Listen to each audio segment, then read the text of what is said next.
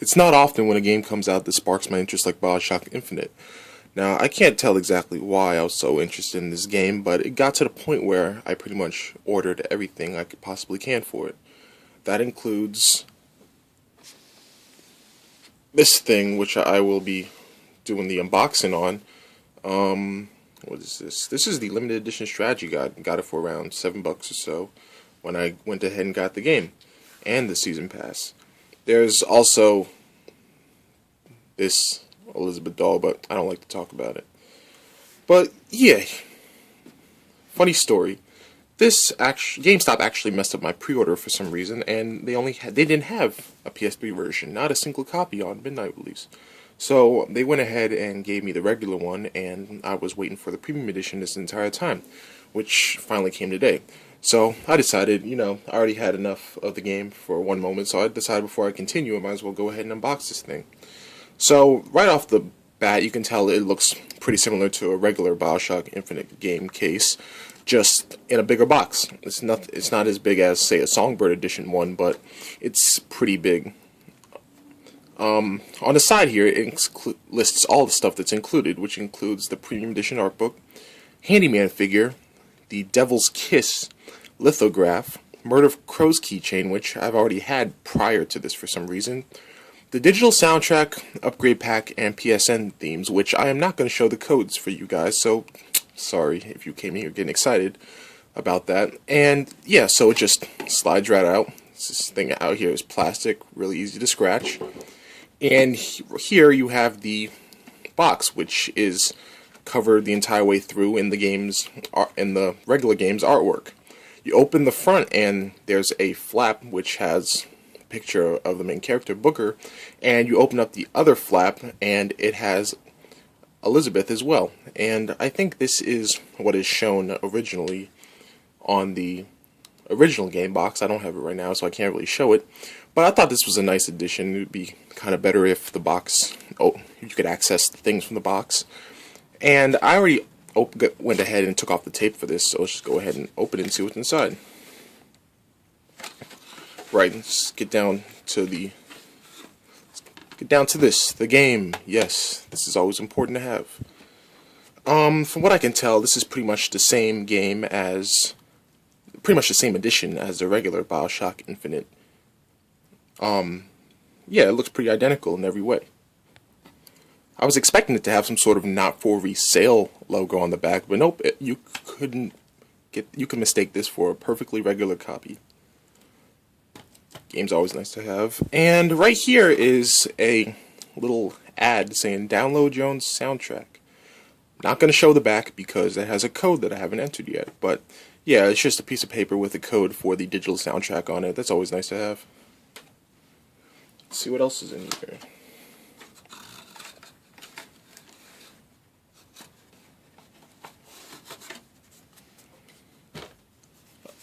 This must be the Handyman figure they're talking about. It's in a little red box. It's really small.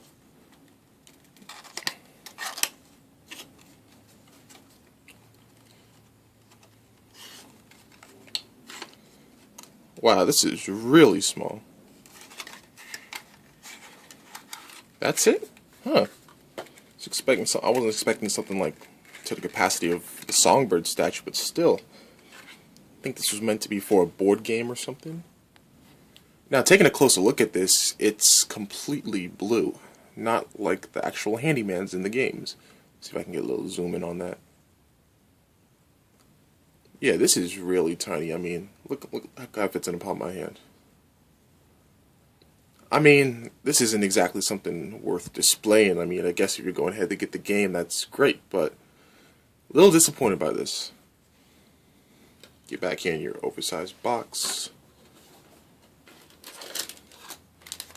And next we have the Murder of Crow's keychain.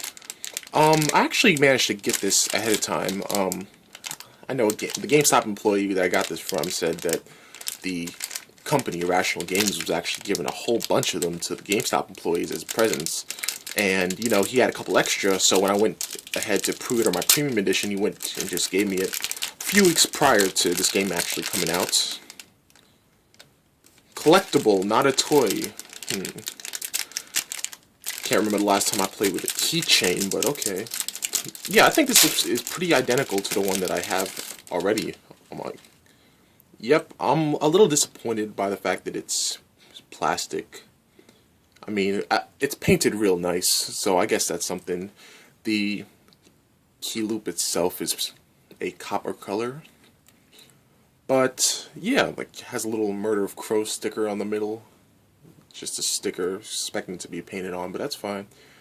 But yeah, like, it's really painted, but it's really painted well, but, you know, you can always wish that it was, I don't know. I mean, it looked like it could have a metal finish to it, but it's fine. I mean, you know, it's a keychain, these things, you make it metal, it'll probably scratch up real easy with the rest of your keys. And I think the last thing on here would be, oh, yep, a ragged looking art book. Now the cover on the outside, on both sides, is pretty banged up and dirty, but as far as I know, this is intentional. Got a few brown spots on the side. Yep, and I'm guessing it's supposed to have the appearance of a really ragged art book. And I'm not going to get too far into this, but I'm just going to take a few pages in. The Art of BioShock Infinite, and apparently this is published by Dark Horse Books.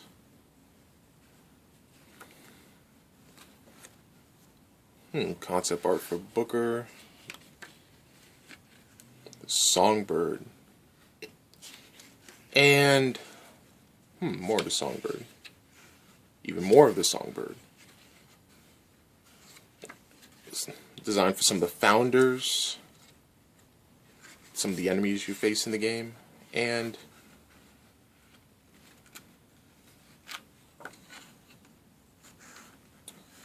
this is concept art for Elizabeth as well, looking a lot different from her final version. Yep, this outfit's more similar to the one in the final game, I suppose. Wow, they really put a lot of thought into Elizabeth. Probably too much thought. That's probably why the game was delayed so many times. Who knows? Go away, Songbird.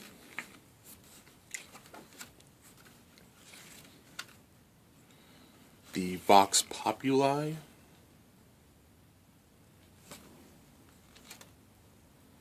They had plenty of designs for Daisy as well. And yeah, this is a pretty nice art book. It's not the full edition. I don't think this is the complete art, but it's a nice little bonus to have. Just set this right here. And, ooh, I did miss out on a couple of things in the box. This is another pamphlet, just like with the soundtrack, for an upgrade pack. And it says you can start off the game with a few exclusive power-ups. The Bull Rush, which I haven't got to yet in the game. Extra Extra, which is just, ooh, every single time you listen to a audio log or a voxophone, as they call it, you get money. And Betrayer, which means when you kill your possessed enemies, which is also another vigor in the game, you can damage enemies. This is pretty neat. Like with the soundtrack, I'm not showing the code because I haven't entered it yet. And I am sorry in advance if I've disappointed you guys for that. Not that I expect you guys to go on and click on YouTube videos looking for free codes or anything like that. And there's yet another pamphlet thing. This one is just pretty simple. It's a PS3 theme for BioShock Infinite. I'm guessing, I think the 360 version has a avatar of Booker and Elizabeth that you can use. And like I said before, I'm not even going to go on with why I'm not going to show the other side. And last but not least is it appears to be an envelope of sorts. It's designed like an envelope, but it's actually pretty shiny. And there's a sticker on the back with Columbia Customs and Excise, 1907. So open this and see what this is all about. I think that this might be the lithograph. I don't think I encountered that yet.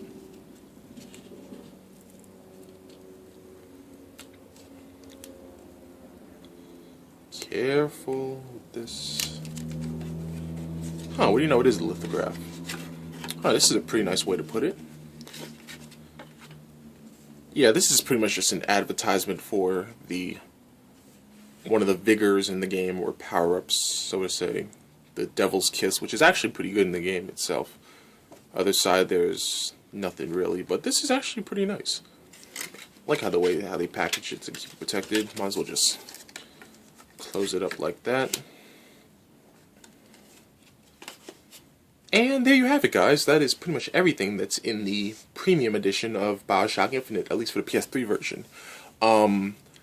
As far as I know, the Songbird edition is actually pretty identical to the premium edition, but, you know, with the obvious exception being that there isn't a Songbird included.